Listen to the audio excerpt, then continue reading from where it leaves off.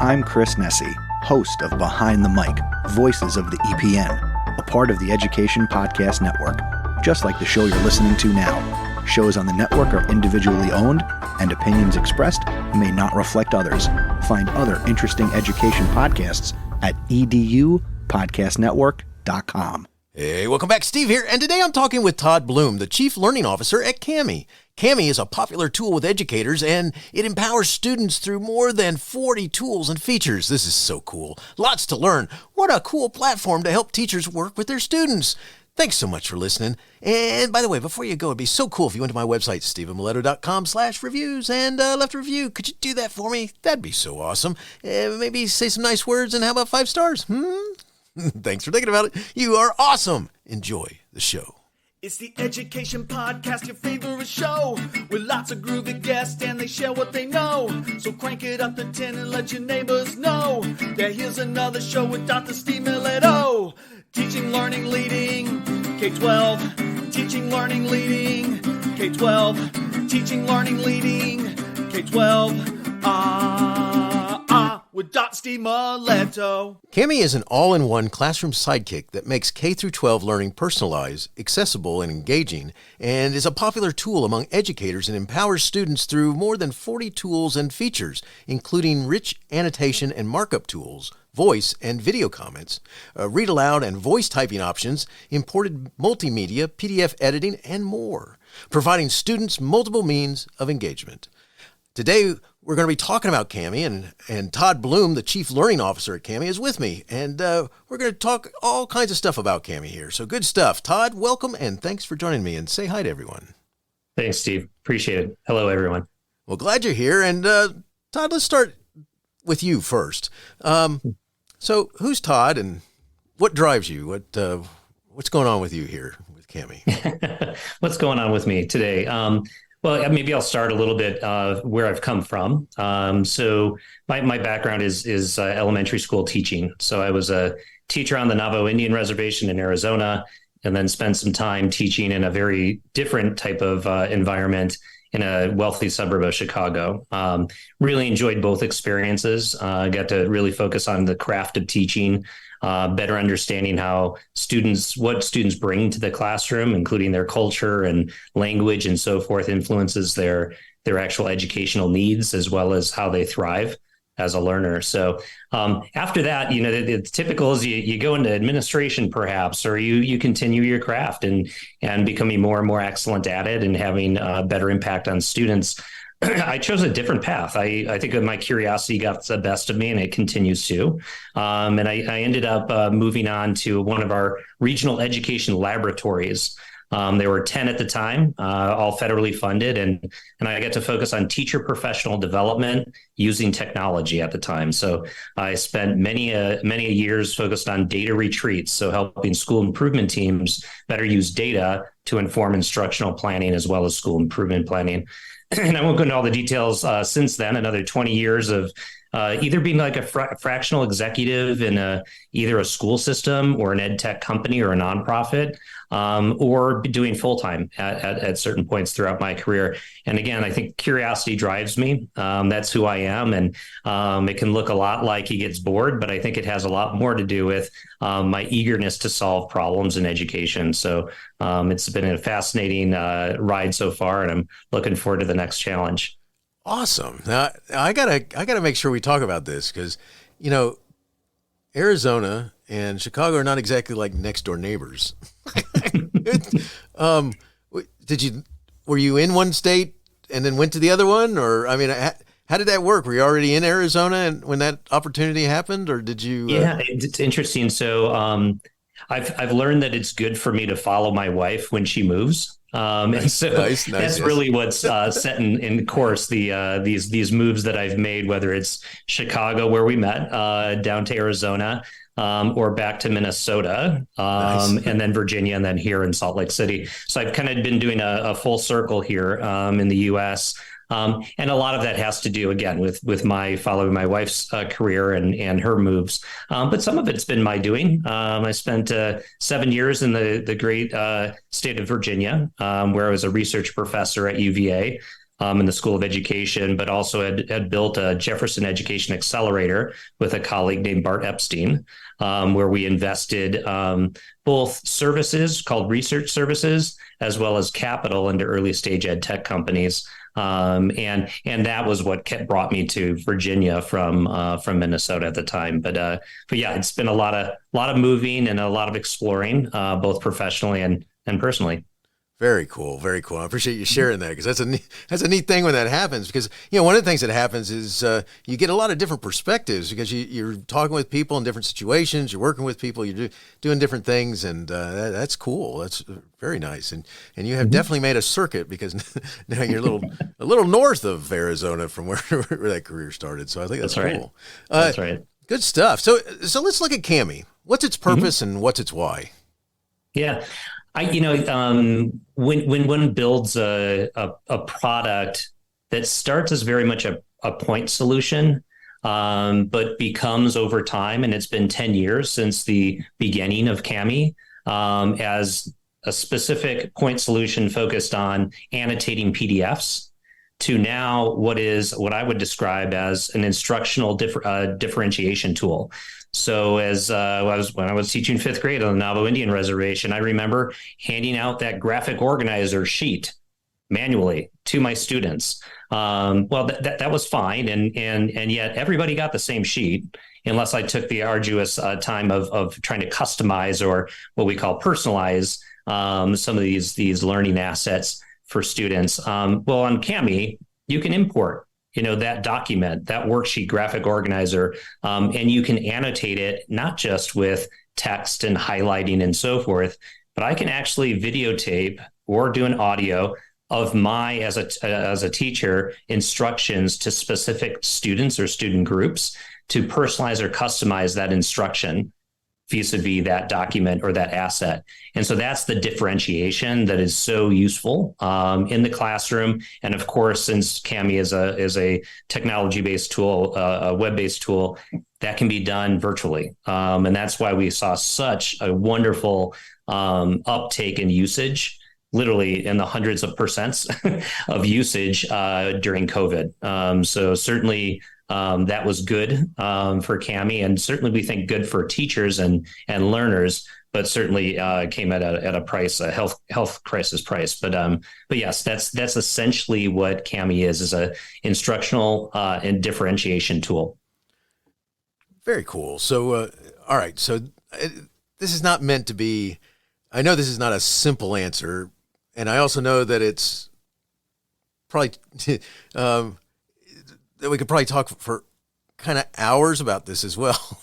But how's it work? I mean, how does it? I mean, what does it do? Because it's pretty cool what you're just talking about. Because just to know, when I started teaching, one of the things that I'm not much in years, but one of the things that I remember very well is that, like, if I just simply wanted to make a seating chart, I had to draw them or find somebody who already made one and copy it, and on the copy machine, or on the little purple.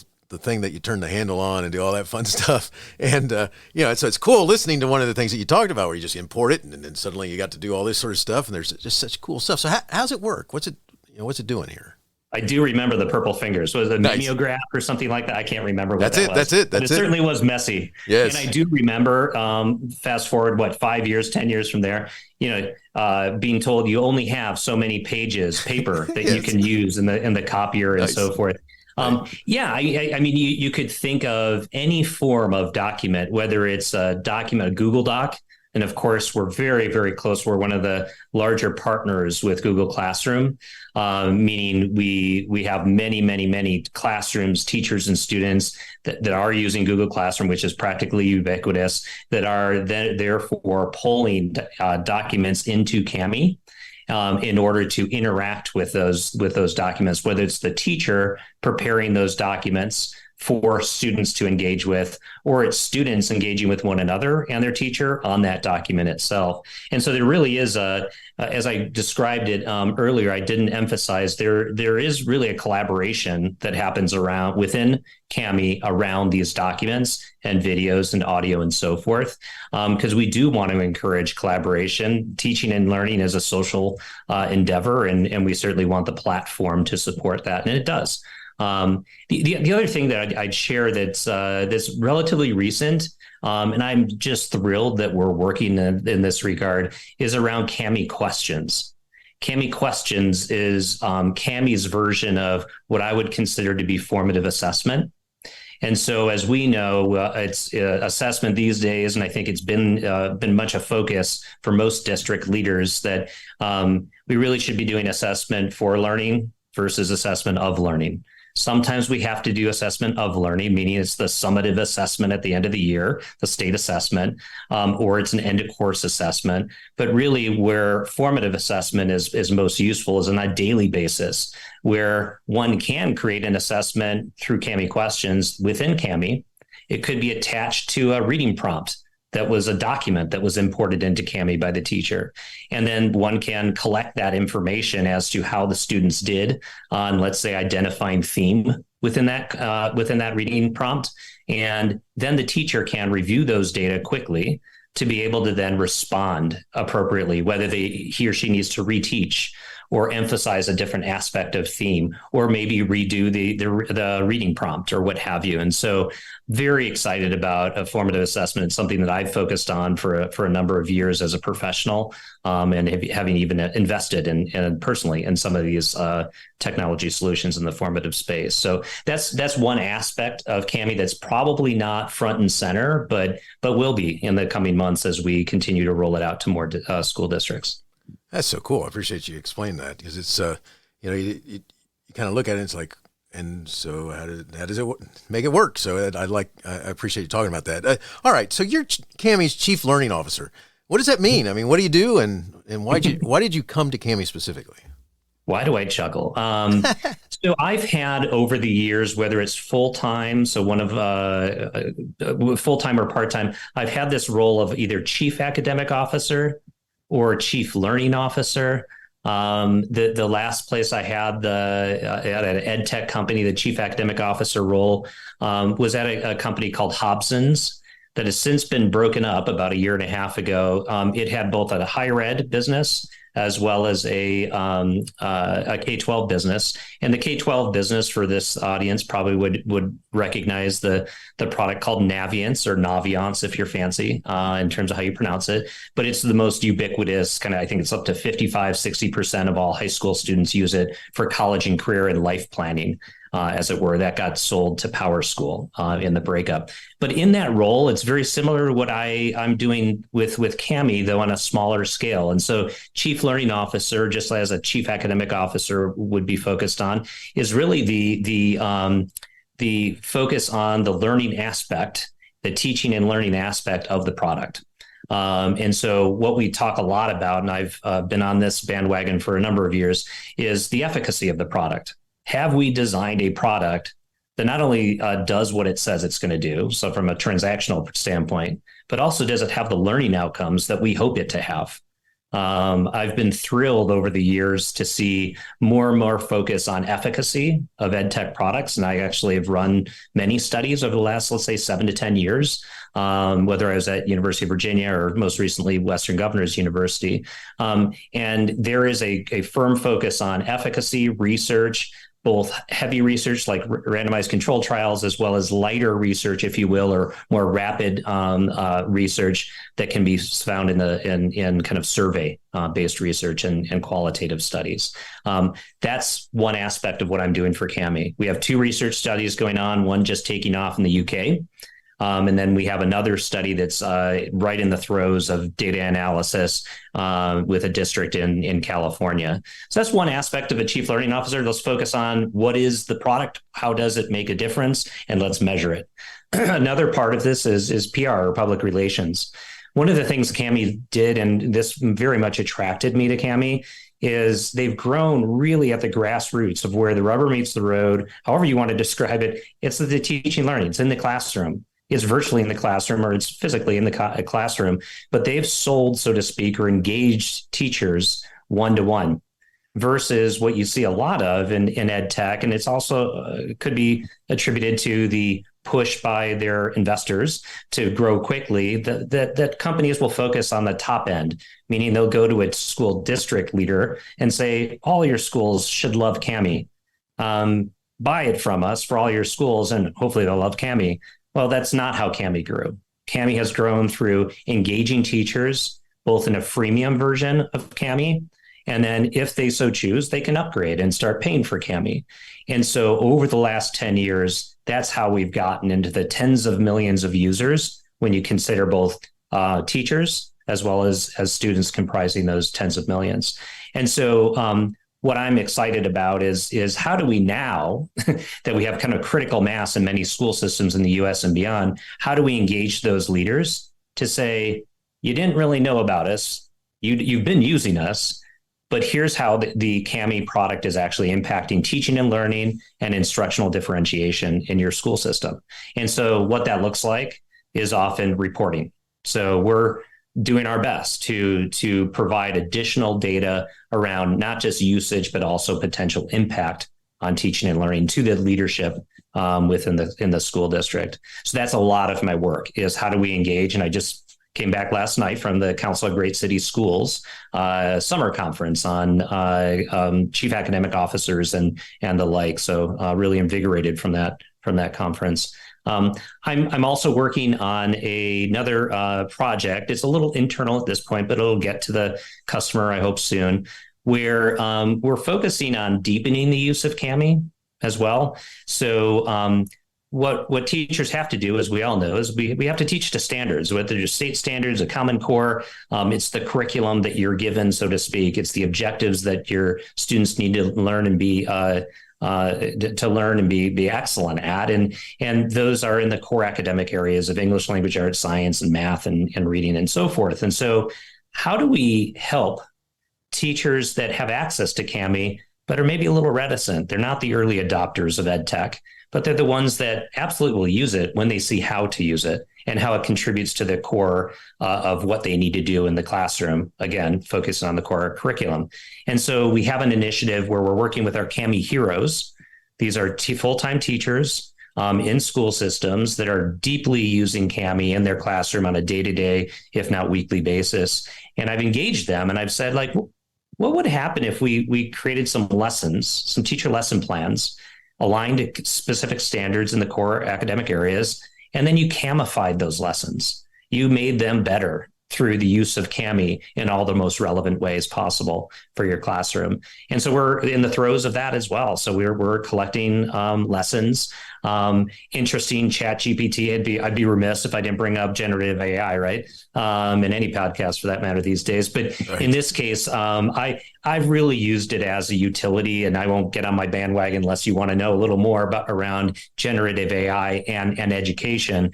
But I do see it as a value with regard to development, and in this case, lesson plan development. So rather than my asking somebody to build out a lesson plan in fifth grade math on adding and subtracting mixed numbers, why not ask ChatGPT 4, which I did, and it had to regenerate a couple times before I got what I liked, that I felt was constructivist, but also acceptable in terms of length and rigor and so forth.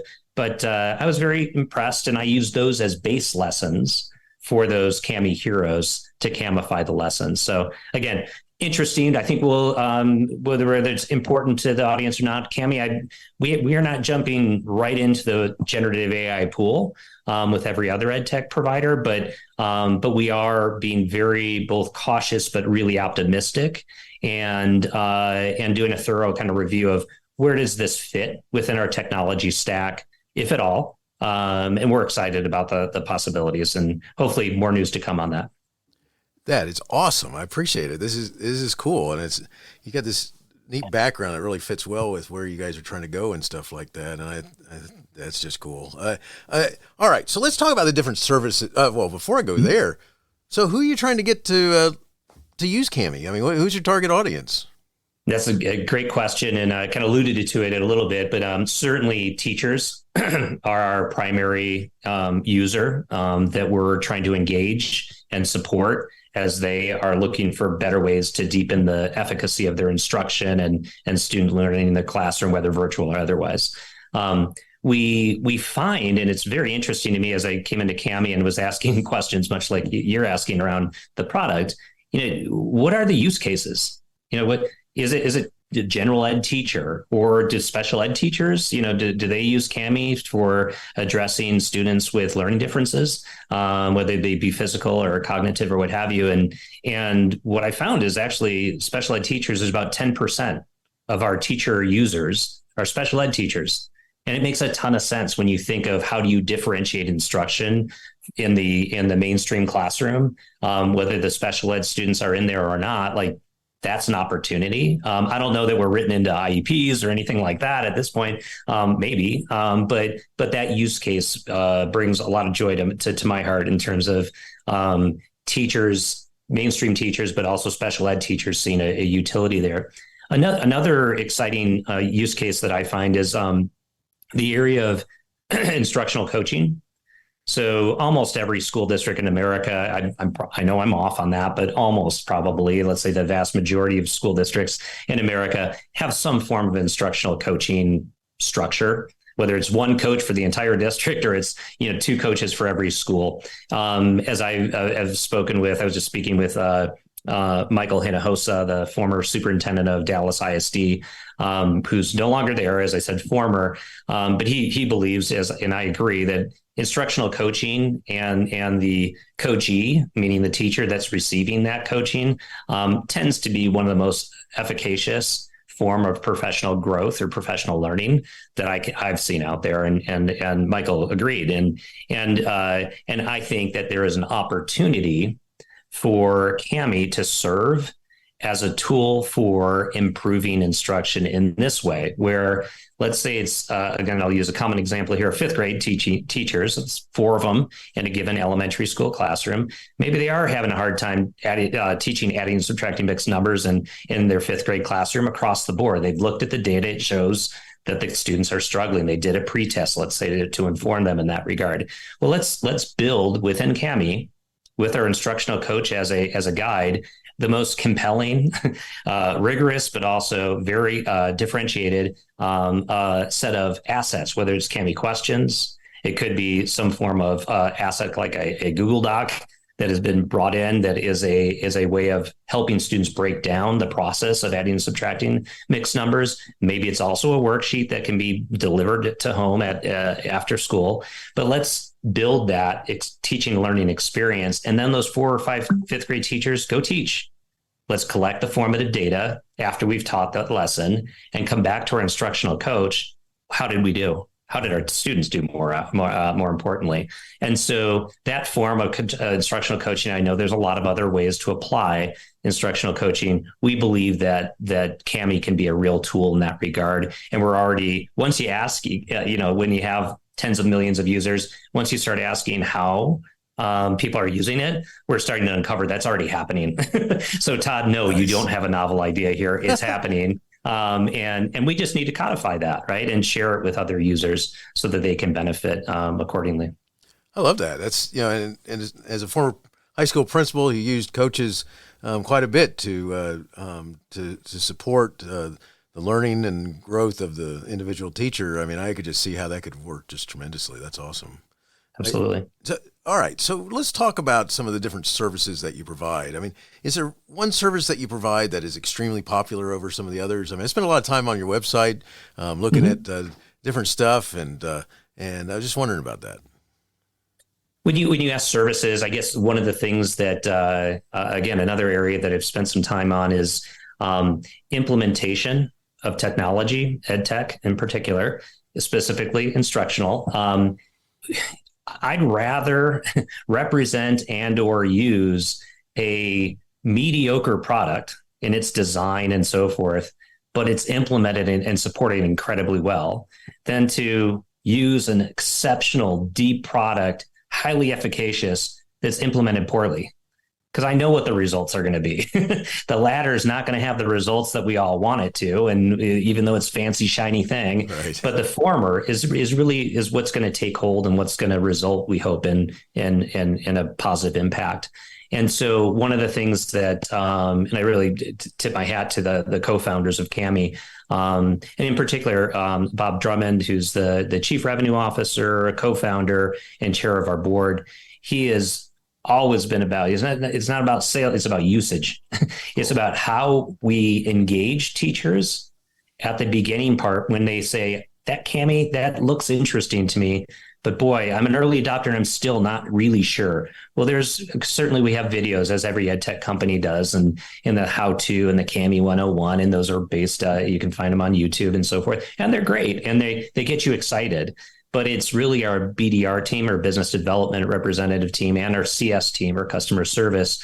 They're the ones who are helping teachers not just continue the excitement, but again, as I mentioned earlier, deepen the impact or usage of Cami on a more frequent basis in the classroom. And so that's why it's not free professional learning, but it is unlimited. I mean, so again, it's part of the license when a school or a teacher or a school district purchases Cami, that comes with it. And we really see a lot of usage of professional learning because we hire former teachers.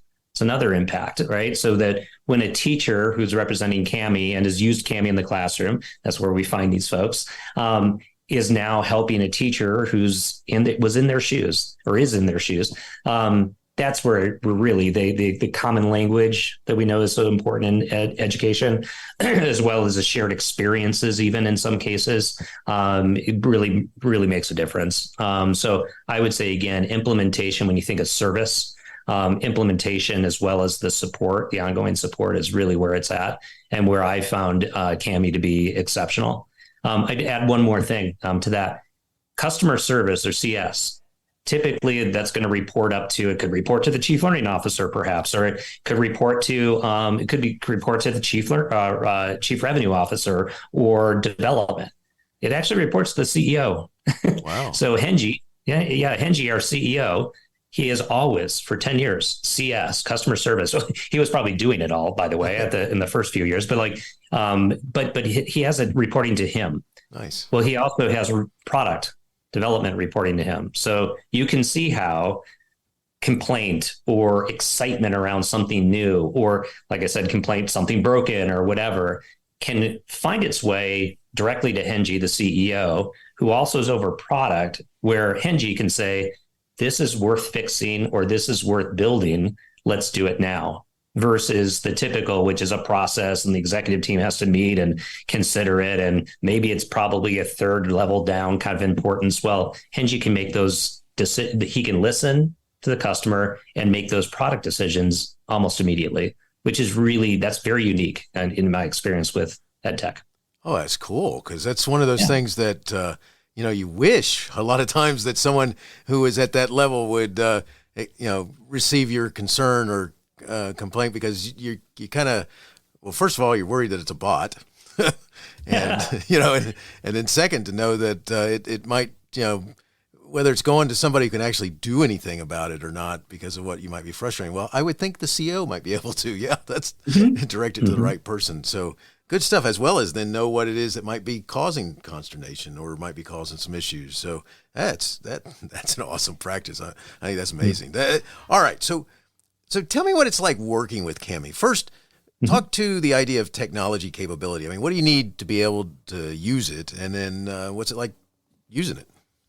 Yeah, I'll take what do you need? You need a browser, right? Nice. You need the internet, you need some form of device. Like I think a lot of, especially instructional / learning technology has gotten that far forward, at least. And, again, I've been doing this since the Student Information System, or that acronym SIS, was like, what is that again? SIS is a what? Again, I think that's been wonderful as you see these ed tech companies, they're just being built, obviously web-based, but also responsive design, whether it's, on an iPhone or what have you. But anyway, so what you need is basic. And your second question was, sorry, lost my train of thought. What's it like working with it? I mean, what's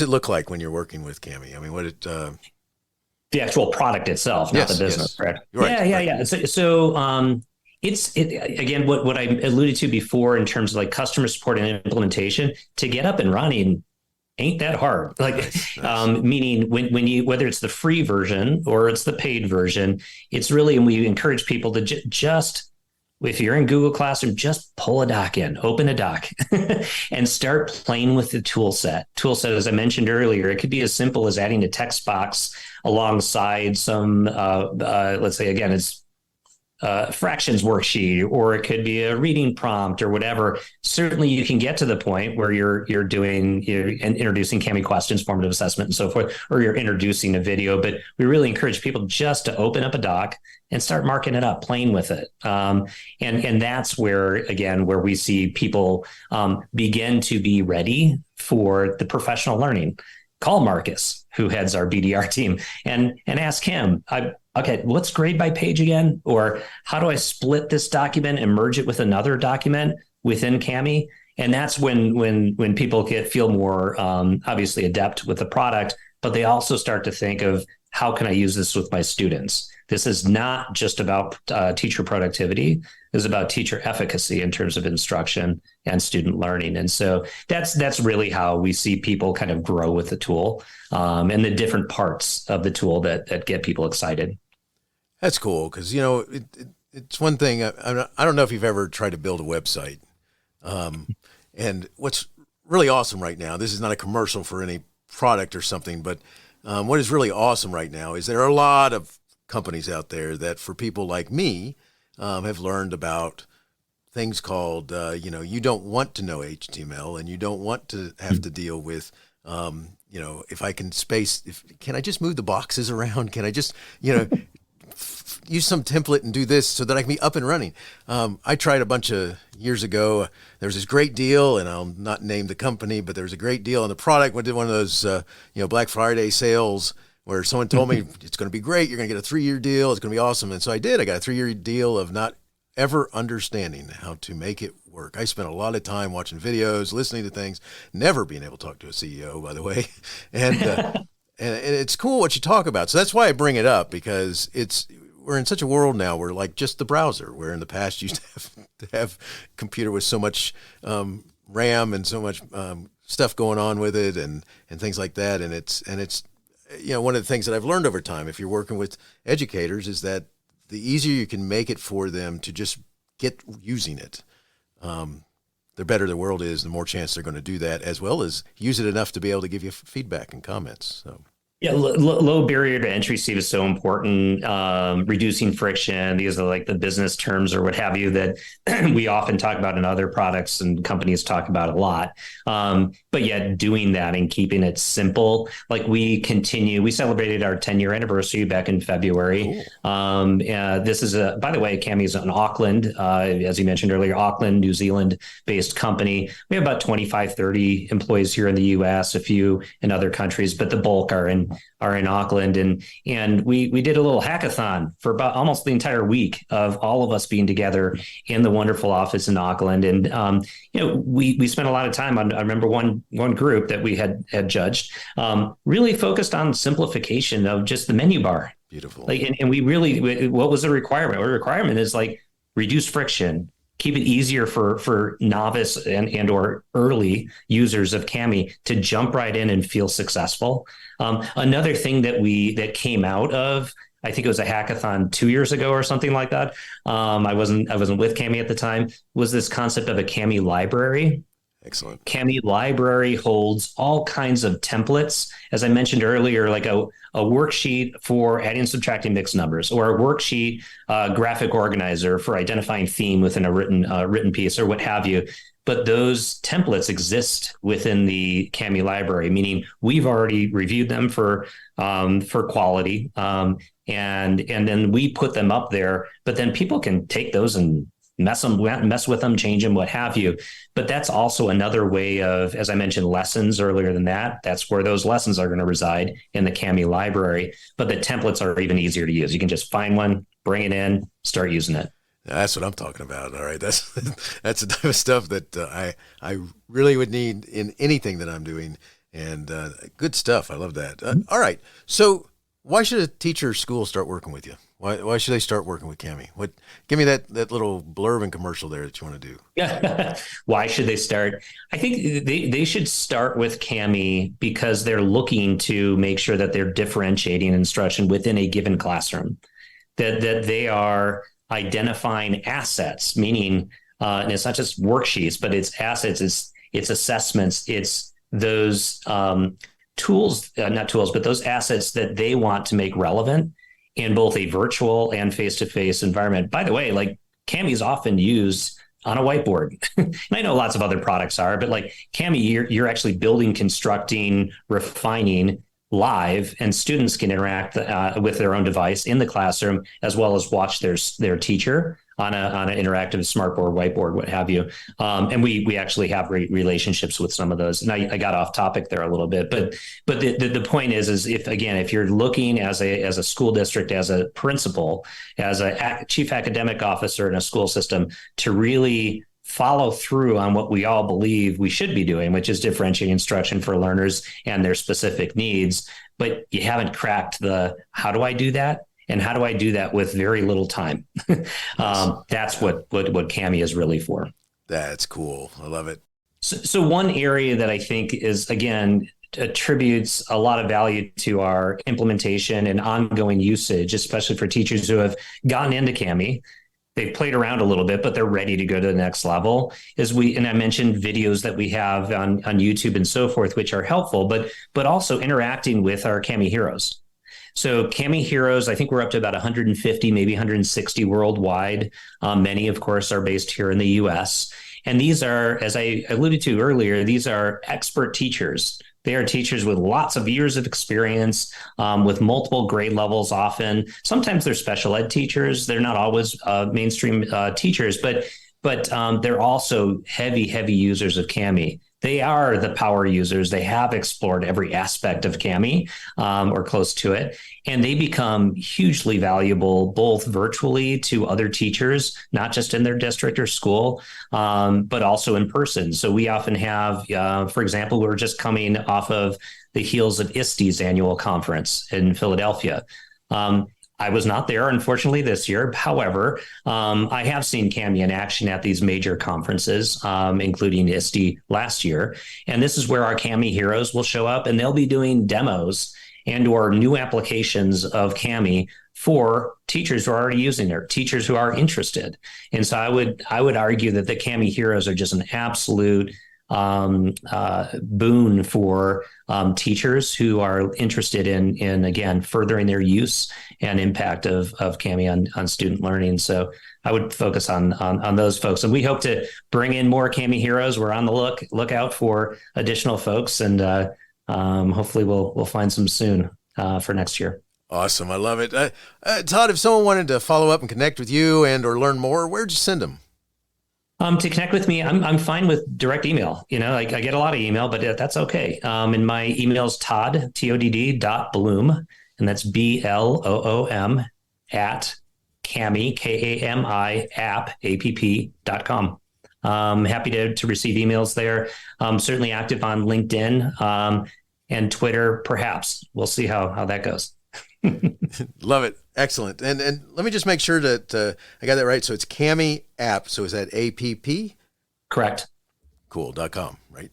.com. Excellent. So I'll have that in the show notes. I'll add that information in the show notes, so it'll be easy for them to reach out to you, which will be very cool. So I got two last questions to ask you that have nothing to do with what we're really talking about. But I just like to ask them, I guess. So my first one is, when so much is happening and, and needing to be done, and you might get the feeling of, I'm done with this, or wanting to quit. How do you not quit? How do you keep going?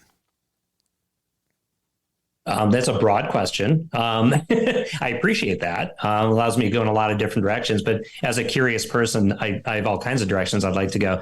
Do you mean in terms of just as a business, as a professional in a business? As a professional in a business, you personally. Oh, yeah, that's such a great question.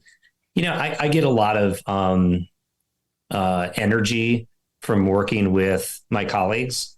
I get a lot of energy working with the teams that exist within Kami, and this could be anywhere.